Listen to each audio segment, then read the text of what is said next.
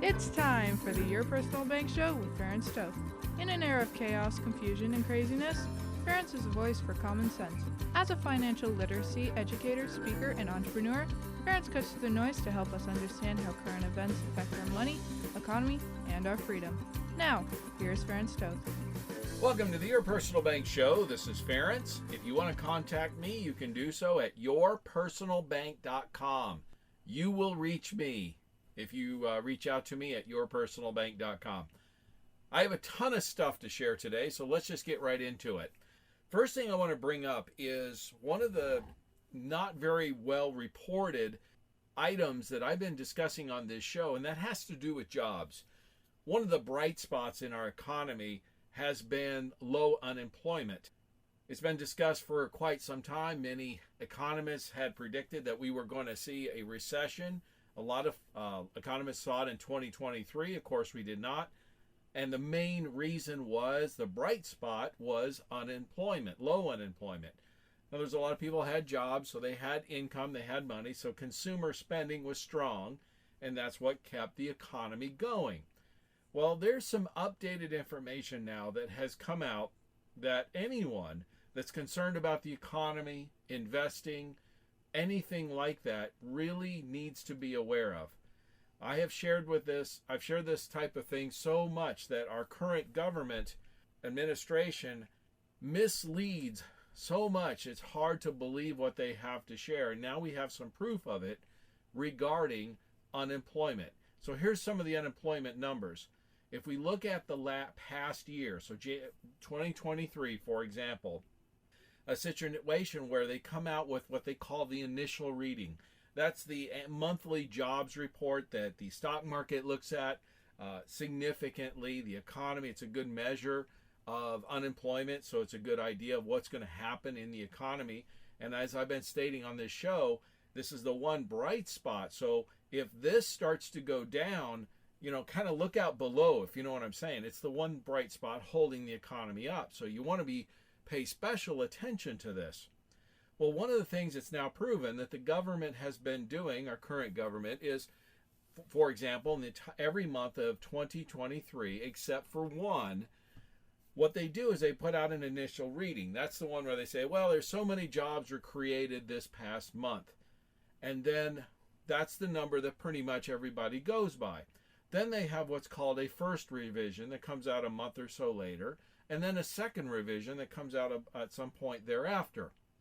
Well, what they're doing is they're putting out the initial readings and then revising again very quietly, kind of like you know what I'm saying? It's like a headline on a newspaper. You have a headline of a big event or something like that. Then it turns out that the original headline is not correct, so they issue a correction on page 47 and small letters in the back hardly anyone pays attention to.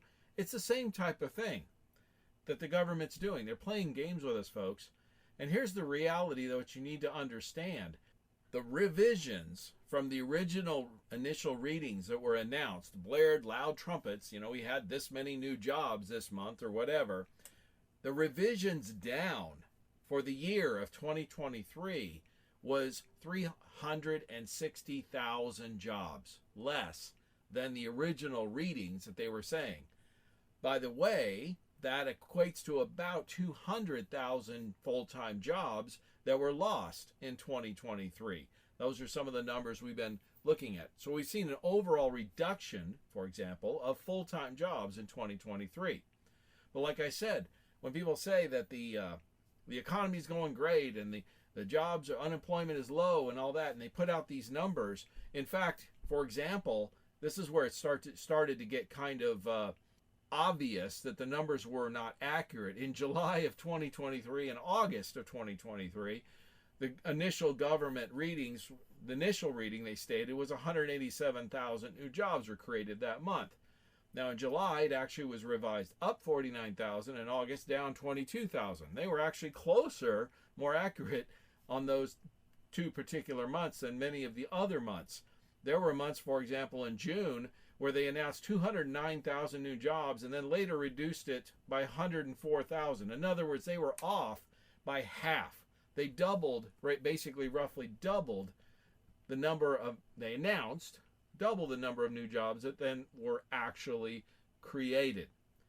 So these differences are not, they're significant, they're huge. It's a huge difference in the revisions, and almost all of the revisions are down. This is not good news. What is this going to mean? Well, as people start to wake up and realize that the government is announcing one number, yet revising down nearly every month the real numbers, they're going to start to realize that that's going to affect the economy, that's going to affect investments, institutional money. They're going to figure this out pretty quickly. In fact, Frank, to be honest with you, I'm surprised they haven't already, to be fair. But the reality is they have, and we've seen an overall job loss in the last couple of years. We have less jobs now than we had even a couple of years ago. Some other information, economic information, that is super valuable. I saw this was kind of interesting over the last 3 years. Inflation at the same point at year 3 of the Biden administrations versus the Trump administration. And they're showing various different categories. But for example, with energy, with Trump, it was at 0 at year 3. There was no inflation overall. With Biden, it's almost 39% higher 3 years later. Groceries with Trump over 3 years only went up 3.3%. No, there's a 1% year increase on average. With Biden, it's 21% increase over 3 years total. Transportation with Trump at year 3 was just over 2%. So a little over not even 1% a year increase. With Biden, over 32%. So over 10% increase per year on average. Those are just some of the things, that the differences that we're seeing. And of course, that is biting into consumers' ability to spend and live and just, frankly, pay the bills. In fact, this is interesting. Another study just came out, stated that the average American is now paying just over $1,000 more each month just for basic cost of living than they were 3 years ago. This is unsustainable. It's creating a credit card crunch. It's creating mountains of debt that we haven't seen in recent history with consumers. Okay, we have the highest credit card debt, record credit card debt amounts, all types of things like this going on, and it is absolutely affecting the average American consumer. And this is another point that I like to make. So the Biden administration loves to talk about how inflation is down. No, that is incorrect. The rate of increase is less than it used to be, but prices are not going down. They're still going up. They're just going up slower than they used to. And here's a perfect example. So, like I stated earlier, currently the average American is now spending $1,000. Average household, I should say, typical American household, is spending, this is according to Moody's Analytics, all right, is spending over $1,000 increase per month on necessary household expenses than they were 3 years ago. In fact, they're actually spending $270 more per month than they were even just 1 year ago. In other words, about a year ago, the average household, American household, was spending a little over $700 per month more. They're now spending $1,000 per month more. In other words, it's increased almost 30% the cost for basic living expenses just in the past year. That is the real impact of inflation, because it's compounded. It compounds on top of itself. Couple other quick things. The cost of buying a home. I get asked this all the time about real estate. Well, the cost of buying a home just hit another record high as mortgage rates have spiked again. The prices of homes are still far above what they have been. They've gone up significantly, 50% in many places across the country just in the last 3 or 4 years. So again, this is the all-time. Some people ask me, should I buy a home? Well, that's a difficult question to answer. It depends on a person's situation, their financial position, how badly they need a place to live, all those types of things. Of course, there's a lot of people that are tired of waiting because prices have gone up so much that they're waiting to buy something. And the one statement I have to make to them is, well, it's the all-time worst time to purchase a home, the most expensive time ever, and that just broke another record recently. It's one of those things where I'm not saying you should not do it, but what I'm saying is it is certainly the worst time ever. If you are in the situation where you can wait from a financial position, or it would be a stretch, might be a good idea to do so. And I know that's not the advice that most people want to hear when they're asking the question, but sadly, it is the truth. As I always state, it's not what you want me to tell you what you want to hear or what you need to hear. The other thing is, I thought was interesting, I saw this chart. The cost of tuition has increased since 1983, 710%.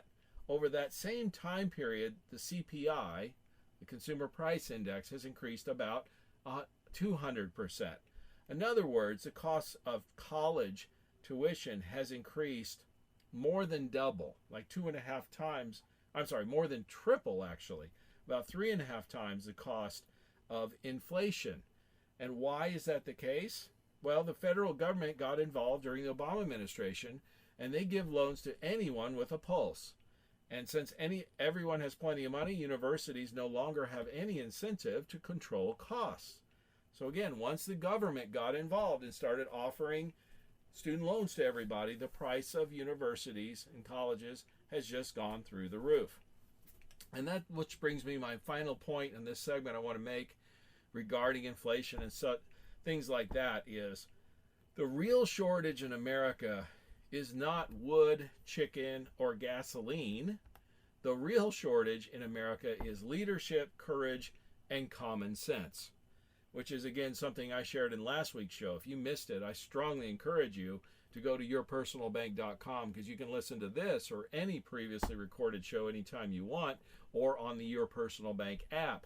And the whole topic of last week's show was common sense. What if we went back to common sense? What if our country went back to spending what it received rather than spending more than it receives and causing inflation? We've tried that. It's not working so well. Not working so hot, is it? What if we tried some common sense? But if you want to contact me to learn how to, there's some opportunity here. I'm going to share in the next segment.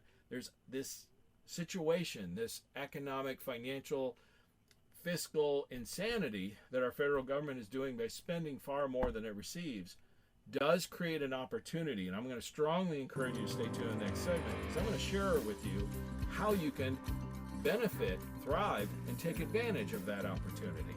Stay tuned for more common sense from Ferenc. For more information, contact Ferenc at 866-268-4422 or yourpersonalbank.com. That's 866-268-4422.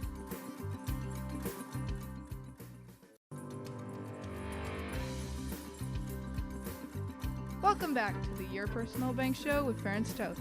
Want more information? Contact Ferenc at 866-268-4422 or yourpersonalbank.com. That's 866-268-4422.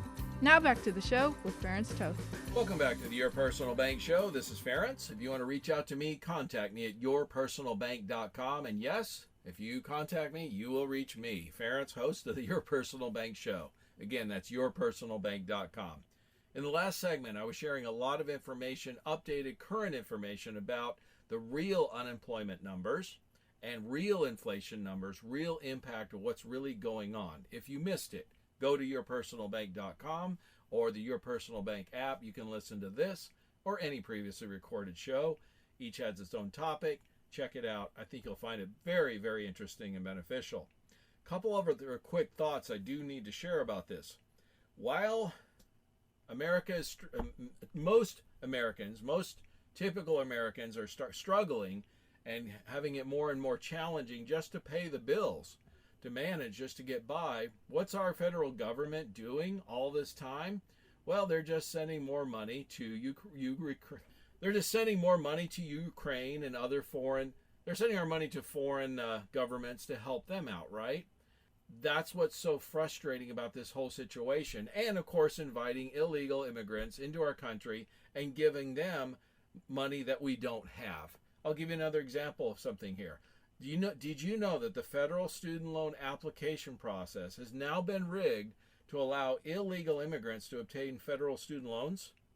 You see, the citizenship question on the FAFSA form, that's the application everyone fills out for student loans and grants for college, in several states now no longer requires applicants to have to answer whether or not they're a citizen when they're applying, which means illegal immigrants, somebody who just came into this country illegally, can obtain a student loan or grant, which of course, where does that money come from? Obviously, the taxpayer, well, we really don't, they borrow it because they don't even have the money, do they? And to make things really, it's like a slap in the face. There's an migrant group, they call them, I call them illegal immigrants, in Denver.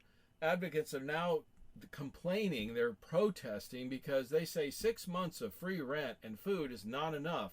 It's a slap in the face and offensive. Well, you know what I want to tell you what's a slap in the face and offensive?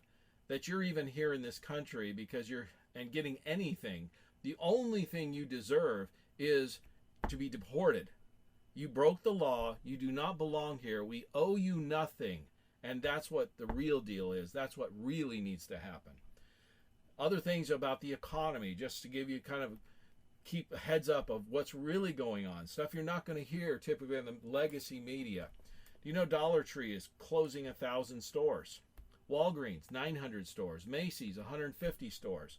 Foot Locker, 400. Gap, 350. Burger King's closing 400 stores. Regal Cinemas closing over 400 stores. Kroger also closing 400 stores. The list goes on and on and on. Yeah, folks, the economy is great. That's why all these major companies are closing businesses down, closing stores. This fiscal recklessness, insanity that our federal government is doing by spending far more than it receives on everything under the sun, legitimate and otherwise. The reality is it creates an opportunity. And what do I mean by that? I've been sharing on the show a lot about bonds and how bonds operate and how you can take advantage of this. And I even had a question from a potential client here this week asking, are bonds a good investment? Well, they're certainly a better investment now than they were a couple of years ago because interest rates are so much higher. You see, a bond is a debt instrument, like a U.S. Treasury bond, for example. When the government sells, or I should say, when it spends more than it receives, it has to hit the deficit spending, the amount it spends over that, it has to issue a bond. Now, bond buyers are typically large institutional funds. This is why, for the average American, buying a bond directly is probably not the best thing because the opportunity is not as good as it is for institutional investors. And I'm going to explain this in a minute. And I'll share with you also how you can benefit from the higher bond prices, interest rates, without having to go into a bond auction. You can go to U.S. Treasury Direct and buy a bond, but it's a non-competitive bid. You're not buying it at the best rates. The best rates are purchased by institutional investors at bond auctions. And periodically throughout the year, you can go online and look this up, and the government sells various different bonds and T-bills and notes and things like that. And basically what it means is, to dumb it down, keep it simple, stupid, I always like to say, is there's different time frames. There's anywhere from a few weeks that bonds are issued, or T-bills are called, up to 30 years. Bonds are typically considered the 20 and 30 year, the longer term ones. But in essence, the longer term ones, and there's notes that are in between, the longer term bonds, the treasuries that they sell, pay interest every 6 months. And it's fixed, and it's set for that time period of whatever time frame you purchased it. So if you purchased a 2-year treasury or a 10-year treasury or 30-year treasury, you would get paid interest on that every 6 months. Obviously, just like with CDs, the longer term ones tend to pay the higher interest rates because you're committing your money for a longer period of time. That makes sense. Now, there's an auction that occurs periodically through auctions, multiple auctions, I should say, that occur where they sell different terms, different denominations. Like recently, there was a 10-year bond auction, for example, and you can bid on that on a competitive basis. The problem with that is you pretty much have to be a bank or a broker or an institutional investor, an insurance company, that type of thing, because they typically want to purchase those in like 100,000 lots, $100,000 lots, okay, is what's typically recommended. Also, it's not recommended to buy, all the same time frame, obviously, because of risk strategies and things like that. So when we're talking about dollar numbers, sizes that the most people, just it's out of their league. You know what I'm saying? You really, to be in the bond auction, you really need to be working with millions, if not billions of dollars typically. That's where the big players are. And those are the competitive bids. So it's an auction. They bid competitively to get the best rates.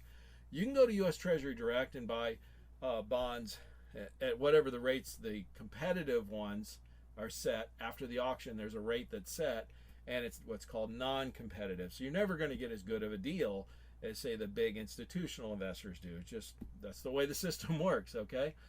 But there's a better way to take advantage of bond returns while not having to commit to your money, because there's two problems. Like I said, the size, you'd have to have significant amounts of funds to be involved with the auction, an institutional investor basically, or you're buying them on a non-competitive basis. The other challenge is if you buy a 2-year or 10-year treasury, you're locked into that to get the interest for that time frame. Like if you bought a 2-year CD or a longer term one, same kind of thing.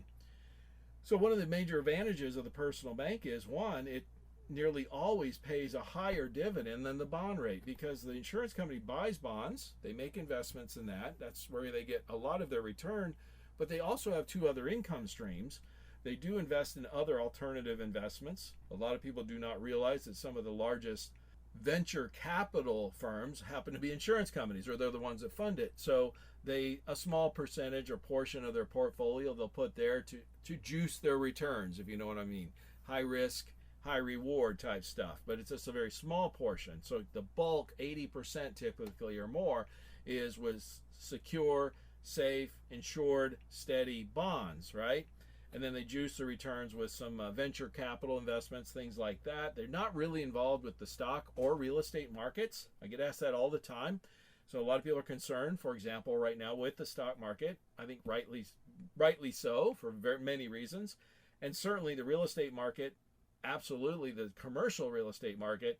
Most of these insurance companies we deal with have 1% or less of their portfolios in the stock or real estate markets. So if either or both of those markets do take a dive, they will not be affected hardly at all. So that's nice to know. They buy these longer term bonds. When you talk about buying 20 and 30-year bonds, you're typically, again, talking about a institutional investor who's looking long term to get interest on those long term. Plus you get the highest rates then. The average individual doesn't have those time frames. But that is also why insurance companies were able to weather storms like the Great Depression without skipping a beat. I've got many companies that have paid dividends every single year, literally since before the Civil War. I mean, that's powerful, folks. And they're able to do that because of the long-term investment horizon they're able to do. So should you invest in bonds? Well, if you're going to get the best returns, dividends with a high cash value insurance policy is going to give you better than bond returns, with guarantees, insured, and tax-free, and highly liquid.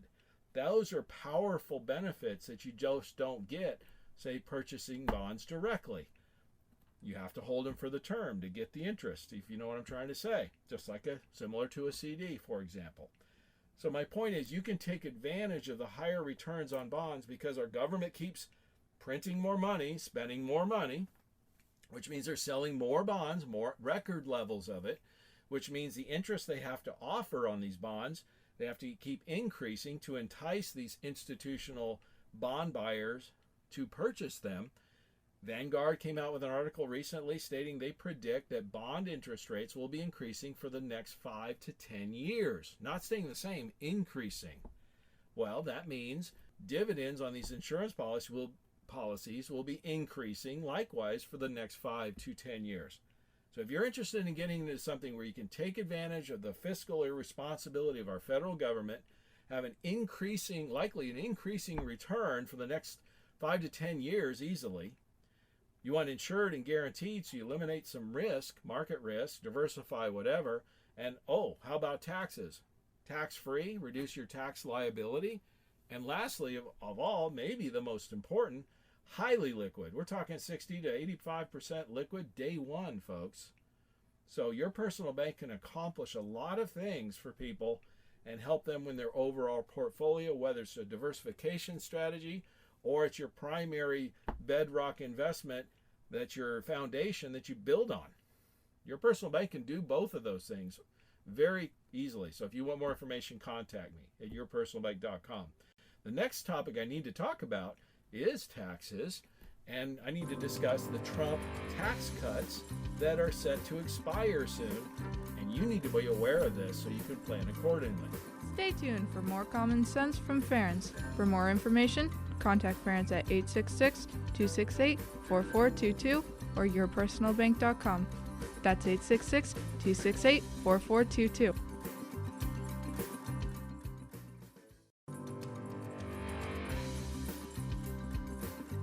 Welcome back to the Your Personal Bank Show with Ferenc Toth. Want more information? Contact Ferenc at 866-268-4422 or yourpersonalbank.com. That's 866-268-4422. Now back to the show with Ferenc Toth. Welcome back to the Your Personal Bank Show. This is Ferenc. If you want to contact me, you can do so at yourpersonalbank.com. Yes, you will reach me. Again, it's yourpersonalbank.com. We've been discussing a lot of economic information, inflation, and all those types of things, but there is a jobs, the real jobs numbers. So if you missed it, go to yourpersonalbank.com. You can listen to this or any previously recorded show anytime you want, or the Your Personal Bank app. So I encourage you to check it out. But the next key thing that people need to start really becoming aware of is taxes. We are currently under the what's called the Trump tax cuts. That's the rates of taxes that we are at. And forget the noise and the politics, folks. I'm going to share with you some facts. The facts are the rates of taxation right now on income tax are the third lowest in the history of the income tax, which is over 100 years. The lowest period of taxes was during the Coolidge administration back in the 20s, I believe. The second lowest was Reagan first term, and the third lowest is the current tax rates we're in now. So some people think taxes are high.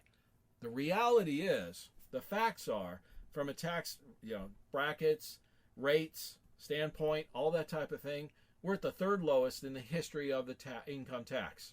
So we're definitely on the low end of the spectrum, not the high. So could taxes go higher from here? Well, historically, they've been higher. So the answer is absolutely. Does the government have a lot of debt? We all know it does. That's laughable. The problem with having a lot of debt is as that debt continues to increase, the U.S. government is going to be under increasing pressure to raise revenues. Now, one of those ways to raise revenues, of course, is to increase taxes. I'm not saying that's the best way to go about it, but that certainly is one way to do it.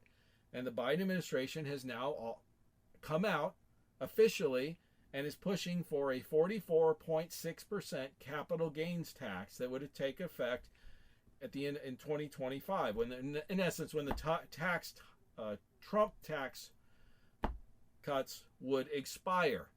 Understand something, folks. If the Congress, the government does nothing, what's going to happen is the tax rates will go up. What they'll do is they'll revert back to the rates that they were previously before the Trump tax cuts. I keep twisting I get getting twisted with that. So sorry. So in about another year, if nothing happens, or obviously the Democrats gain control of the government, it's quite obvious that taxes will increase. Now, one of the biggest increases most average Americans will see if it reverts back is the standard deduction. And what I mean by this is the standard deduction is something that everyone gets that files a tax return. And prior to the standard deductions before the 2017 tax year were $12,700 for a married couple filing jointly. In other words, what that meant is the first $12,700 of income was a standard deduction. In essence, it was tax free. You didn't get taxed on that first 12 grand. Okay, what the tax TCJA, the Trump tax cuts did through, so that's tax years 2018 through 2025. So we only have one more year left. We have 2024 and then 25, and then it expires. These rates are going to jump dramatically. In fact, the standard deduction for 2023 for a married couple was $27,700. In other words, the standard deduction was prior to this $12,000. Now it's $27,000. If nothing happens, if nothing is done, it'll revert back to the $12,000. In other words, the deduction was more than double than it was 8 years ago. People will have to pay taxes on that difference, which will affect, it estimates, Forbes estimates, upwards of 90% of taxpayers will have to pay a fairly significant amount of additional tax on that. Let's say that money is even just in the 15% bracket. You can see where roughly 15 grand at 15 or 20%, which is a low end, okay, you can see where $2,000-$3,000 of additional taxes would have to be paid just because the standard deduction was increased. Also, though, all the brackets were lowered in 2018. They would revert back to their higher levels that they were prior in 2017 and prior. The expectations is that the average tax return they'll have to pay somewhere between 1% to 4% and more in personal taxes, just because of the tax bracket differences. And again, this is all from Yahoo Finance, just so you know.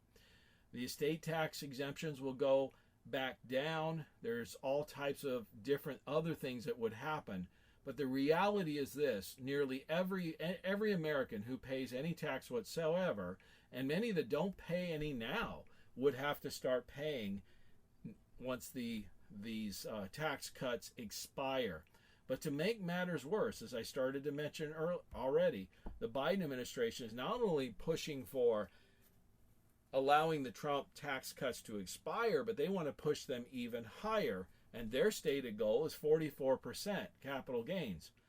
Folks, that would be the highest capital gain our country has ever seen since 1922.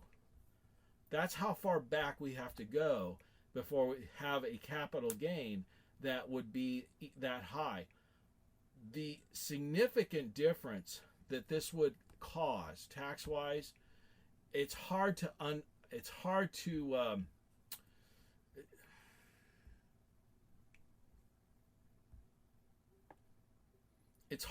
overstate how significant changing the capital gains tax would be to, say, a rate of 44%. We would be one of the highest, I think be the second highest capital gains rate in the world. China and places like that would be somewhere near half of the capital gains of where the United States would be if indeed this did become law, or if they managed to accomplish this. It's their stated goal, so I'm not going to say it couldn't happen, because certainly it could. And if there's a reason, if you need a reason to consider who you want to vote for, there's a very stark difference between the tax policies of the two candidates. I was saying this to somebody the other day, and they were, frustrated about politics and all that. And I said, well, there's one good thing about all of this that you can certainly state, and that is, how many times have we complained that there just wasn't a big difference between the two candidates who were running, whoever they were? Just didn't seem like there was much of a difference. Well, you can't say that this time. If you just want to talk tax policy, massive difference. If you want to discuss central bank digital currency, Trump has come out saying he would ban it, and the Democrats and Biden administration are all for it. There's a stark difference between the two, okay? Tax policy would be significantly different, clearly, depending on who's in charge, obviously. What Trump wants to close the border and finish the wall, and we know what kind of, we have a wide open border right now. That would continue. Trump never started any wars. We have 3 of them going on, so at this point, or have had. So stark, significant differences in the two candidates this time. Whether you like them or hate them, whatever, the policy difference is, it's the biggest, widest difference I've ever seen in my lifetime for sure. Now let me share a few other key points about, let me finish this on the tax thing, because before I get to some other things I may do in the last segment. One of the ways, if taxes are going to go up in another year, like I said, if Congress does nothing, they are going to go up because the Trump tax cuts will expire and they will go up for nearly everyone. If you want to reduce your tax liability, your personal bank is one of the best ways to do that. It's income tax free.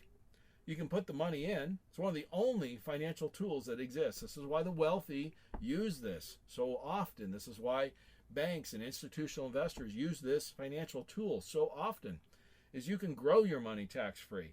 You can access your money tax free. You can pass it on to your heirs tax free. Now, of course, we have to set it up properly, which we do, of course.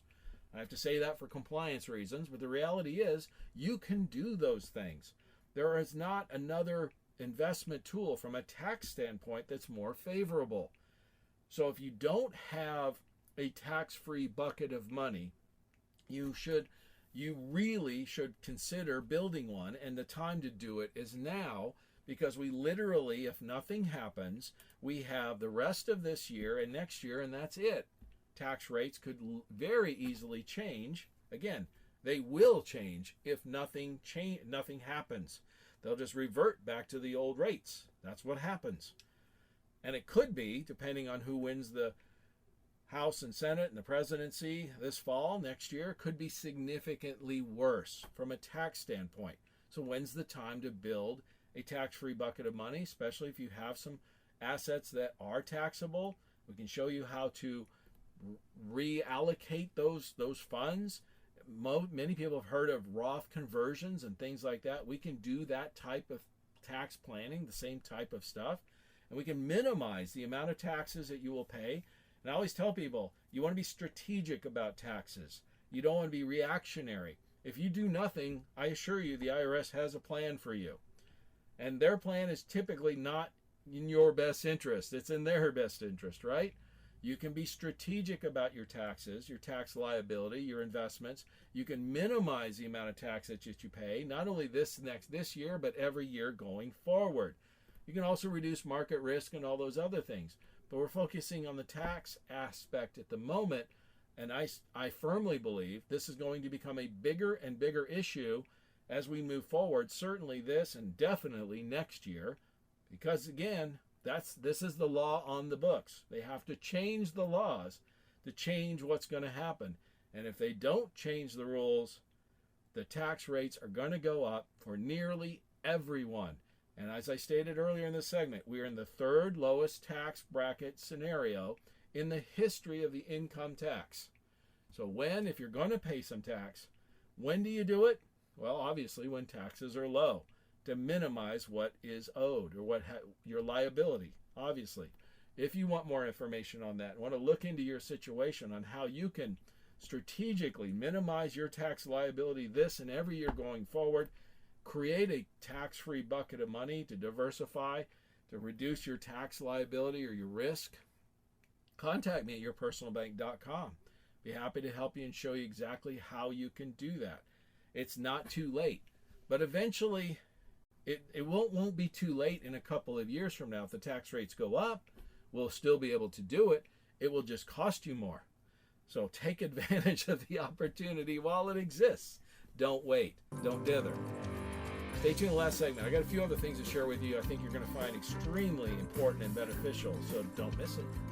Stay tuned for more common sense from Ferenc. For more information, contact Ferenc at 866-268-4422 or yourpersonalbank.com. That's 866-268-4422.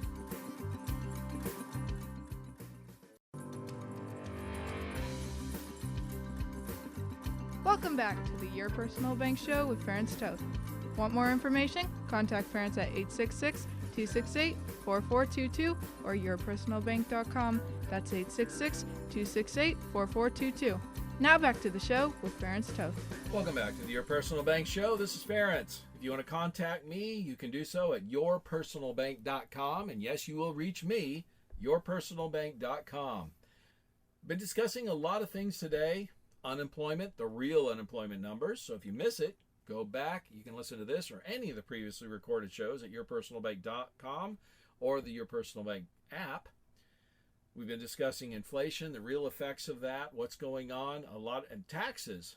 The Trump tax cuts will be expiring next year if Congress and our government does nothing, which means nearly everyone will end up paying higher taxes.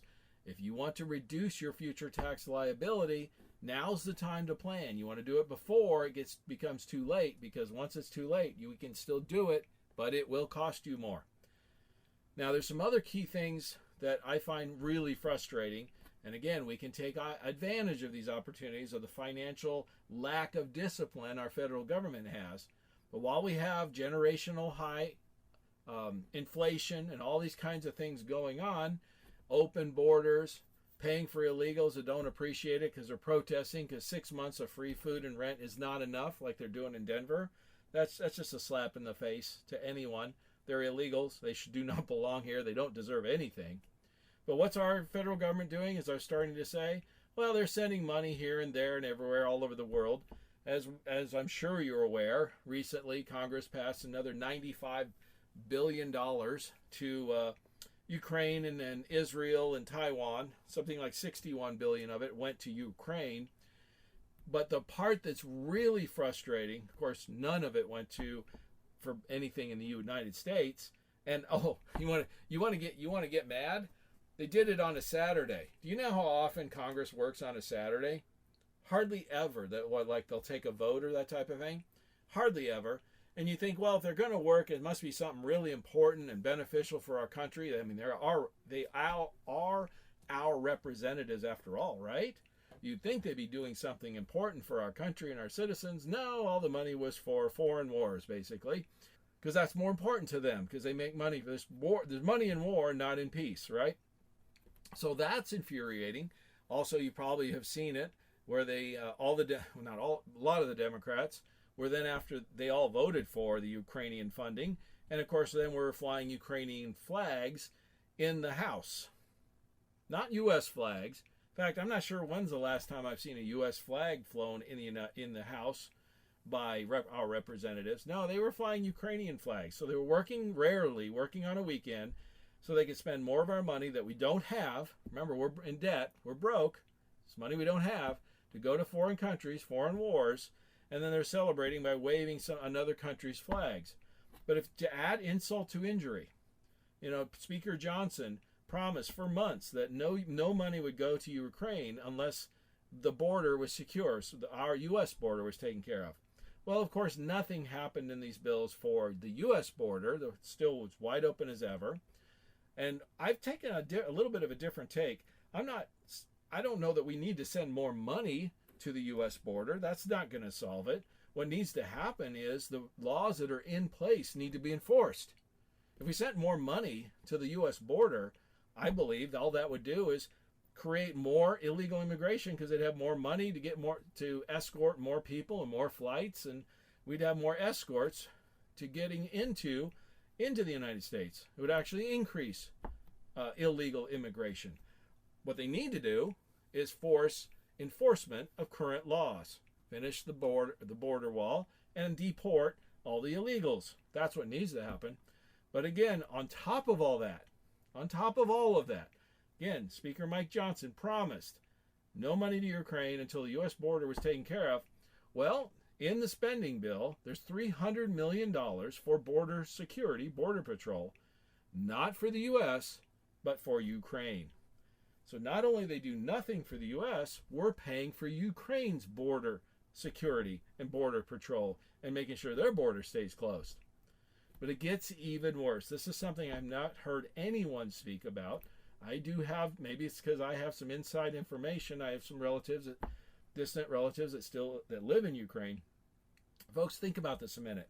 Why does Ukraine want money for border security? No one's trying to break into Ukraine. I mean, there's a war going on, right? The reason Ukraine wants money for border security is about 650,000 Ukrainian men have escaped or left Ukraine for various parts of Europe since the invasion. In other words, they don't want to fight the war because they don't want to die. And Ukraine is having a problem with fighting age men staying in the country and willing to fight. Folks, the border security is not to keep people out of Ukraine. The border security money is to keep Ukrainian men from escaping Ukraine and not being involved in the war. That's the sad and sick part of it, and that's the truth. I haven't heard anyone say that, but it makes logical sense if you just think about it a minute. Who in the world, who in their right mind would want to break into Ukraine illegally right now? Really? I mean, give me a break. It's a war-torn country. It's a war going on, right? Russia's going after them, right? Why would you want to illegally break in there? It makes no logical sense. Folks, that's what's going on. That's why they want to seal the borders, keeping their people in, keeping them from escaping, which means more Ukrainians will die. That's the really sad and sick part of all this. But it gets worse.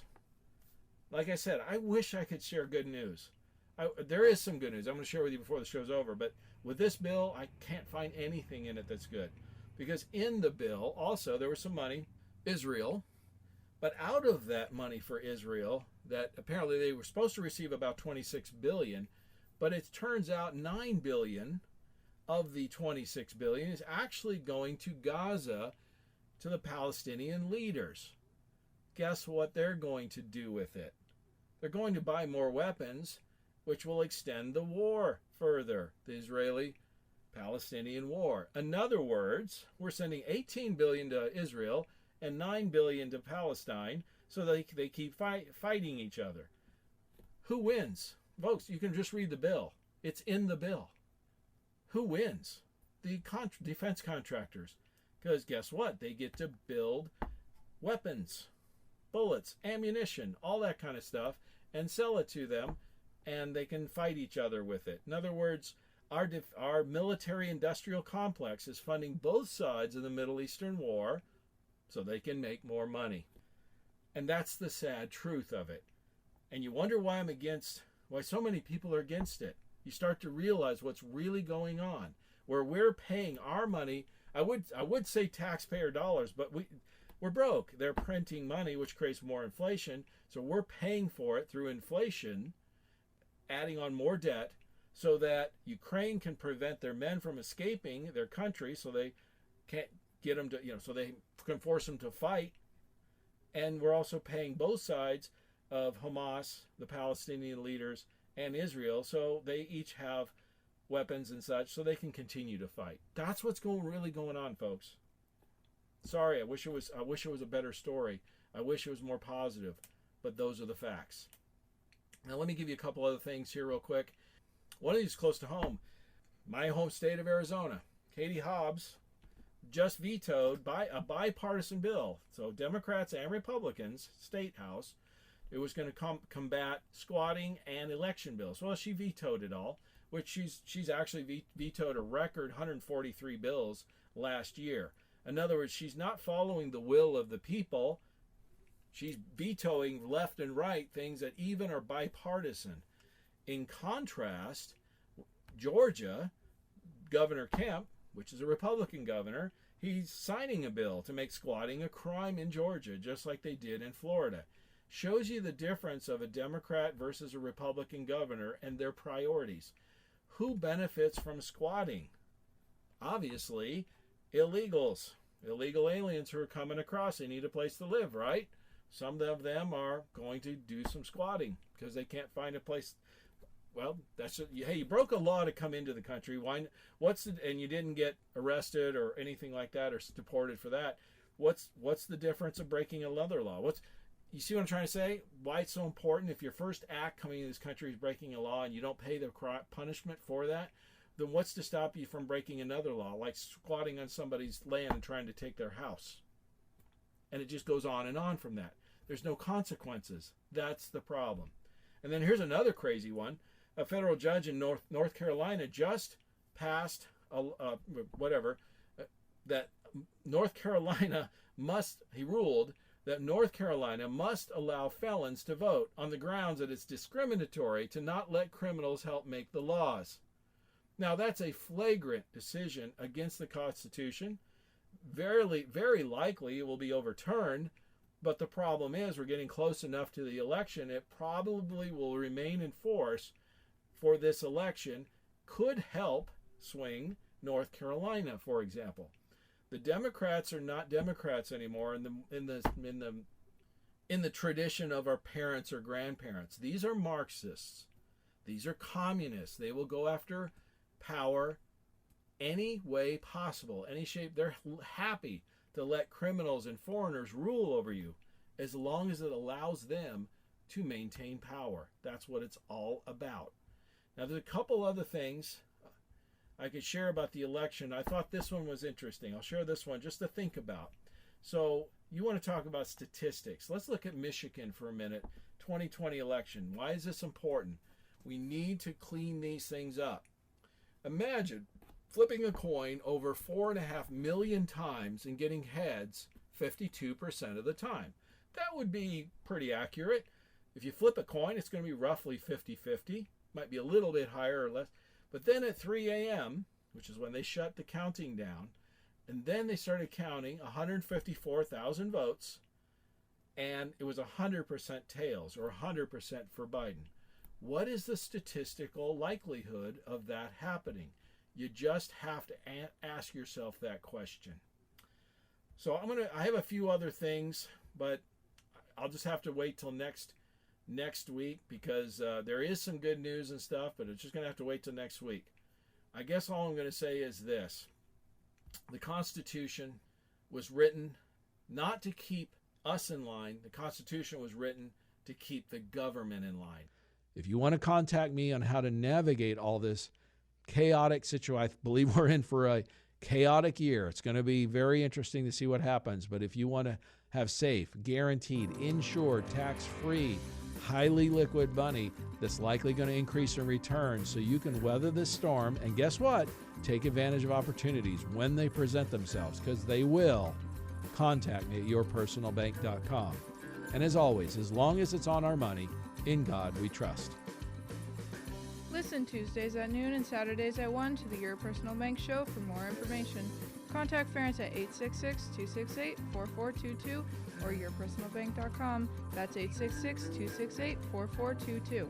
This show is designed to provide accurate and authoritative information. The presenter and guests of this program do not engage in legal, accounting, or tax advice. Professional advice regarding your situation should be sought if required. Some products discussed may have limitations and not be available in all states. Excessive unpaid loans may affect performance. Distributions may become taxable if not managed properly. Replacements may not be suitable for everyone. There may be charges when replacing coverage. Dividend rates and bank line of credit rates may change. For current rates, contact Ferenc at 866-268-4422 or yourpersonalbank.com. Again, that's 866-268-4422 or yourpersonalbank.com.